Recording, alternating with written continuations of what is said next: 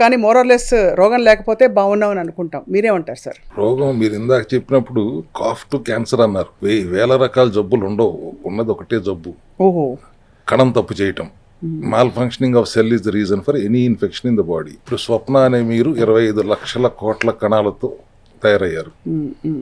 ప్రతి కణం 90% కణాలు ఒక్క రోజు నుంచి 120 రోజులే బ్రతికేది.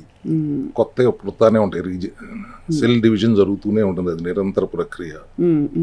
దేని పని దానికి అప్పచెప్పబడింది డిఎన్ఏ, ఏ సెల్ ఏం చేయాలని. కొన్ని సెల్స్ లంగ్స్ అవుతాయి, కొన్ని సెల్స్ లివర్ అవుతాయి.